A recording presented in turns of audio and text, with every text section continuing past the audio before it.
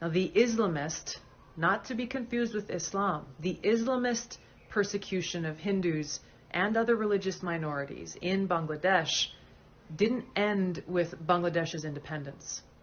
That campaign continues to this day with horrific targeted attacks, murders, homes being burned down, and families who continue to be forced to flee. In the early 1900s, Hindus made up roughly 33% of the Bangladesh population. Because of this persistent Islamist campaign targeting Hindus, just 8% of Bangladesh's population are Hindus today. Just a few days ago, in Bangladesh, hundreds of hardline Islamist extremists attacked Hindu temples, destroyed a train, set fire to government buildings, the press club, and public buses, leaving dead and injured behind. This is also a non-sequitur fallacy. Just because there is a population decrease does not mean that it is happening because they are being persecuted. There could be multiple other reasons why this is happening. For example, South Korea has a decrease in population. Does that now mean that they are being persecuted by their government? Of course not. It simply means that there are various different factors that are leading to the decrease in population in Korea, such as high living cost, low birth rate, lack of marriages, etc. For example, in a recent study in Journal of Religion and Demography, researchers and ICDDBR Health System and Population Statistics Division and the University of North Carolina studied the population data of 1989 to 2016 from the MATLAB Health Demography Surveillance System to find out why Hindus have lower population growth than Muslims.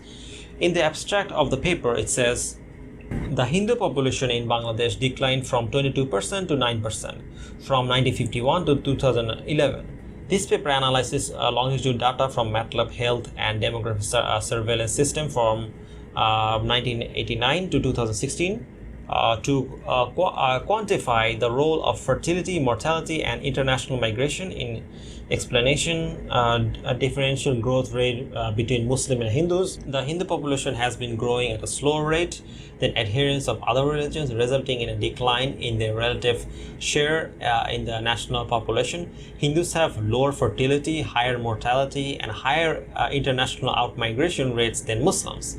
According to this analysis, between 1989 and 2016, 50% of lower Hindu growth may be attributed to international outmigration, 41% is attributable to low fertility, and 5% is attributable to high mortality.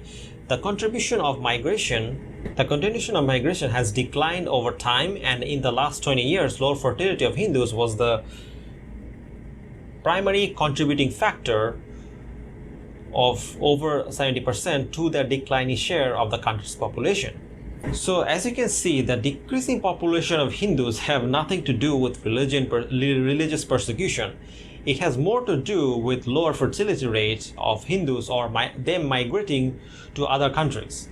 Now, some Hindutva apologetic try to use the quote of a famous Dhaka University professor in Bangladesh to argue against this. So the professors said that around 11 million Hindus left Bangladesh due to religious persecution and discrimination. First of all, you need to understand that this is the professor's own opinion. This is not some expert opinion of data analytics. Secondly, this argument can be easily debunked because recent studies show that the Hindu population in Bangladesh is actually increasing. For example, in a study by Bangladesh Bureau of Statistics, or BBS for short, it showed that Bangladesh's Hindu population have increased by 1%. In an article in the Hindu, it says the number of Hindus in Muslim majority Bangladesh has grown by 1% to 1.70 crore in 1 year, constituting 10.7% of the population by the end of 2015. An official report said on Thursday. The Bangladesh Bureau of Statistics (BBS) said their latest vital sample statistics report found the country's total population to be 50.89 crore by the end of 2015, with the number of Hindus at 1.70 crore. It was 1.55 crore in 2014. So basically, the Hindu population in Bangladesh in 2040 was 1.55 crore, and it increased to 1.70 crore. So again, if they were being persecuted, then how the hell did this happen?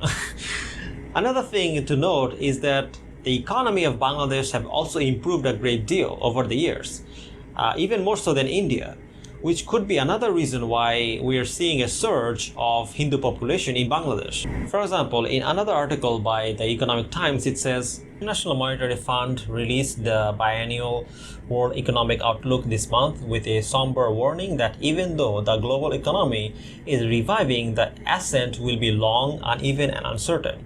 However, the report made headlines for quite a different reason in India. The database released with the report showed that India's projected per capita GDP will fall below that of Bangladesh in 2020. So, as you can see, there is no Hindu persecution in Bangladesh. However, that being said, discrimination against the minorities definitely do exist. It's not something that we deny. And this is something we do need to work on. However, to say that Hindus in Bangladesh are being persecuted in a way that is leading to their decrease in population is absolutely absurd, and it is against the evidence that we have at hand. And it is absolutely not true. Either way, let's continue. Unfortunately, the Islamists' campaign of terror against Hindus, other religious minorities, secularists, atheists, and others in Bangladesh is not unique. It's been going on for centuries.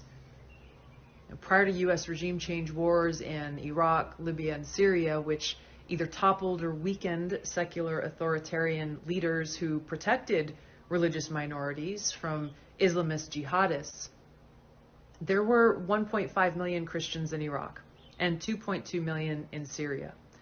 Now there are an estimated 200,000 to 300,000 Christians in Iraq and 450,000 in Syria. Afghanistan was a very multi-religious country which included Hindus, Buddhists, Zoroastrians, and more prior to the Islamist takeover. Today, it is estimated there are around 1,000 Hindus who remain. Religious minorities make up less than 1% of Afghanistan's population.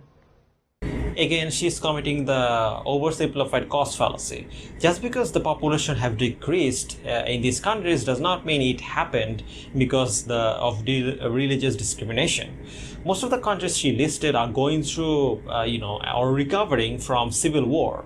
So obviously, it's going to have a decrease in minority population. However, this has little to do with Islamists. For example, according to a study by a Future of World Religions, Hinduism is actually the fastest growing religion in both Pakistan and Saudi Arabia.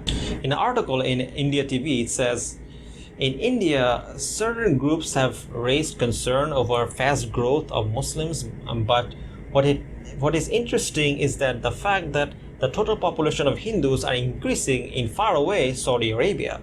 According to the Future of World Religions report, some countries will see doubling of the numbers of Hindus by 2015, all thanks to migrating of Hindus and increasing in their fertility rate. So as you can see, according to this report, Hinduism has become the fastest growing religion in both Pakistan and Saudi Arabia. This report suggests that nearly 1 million Hindus are expected to move to a different region over the next few decades.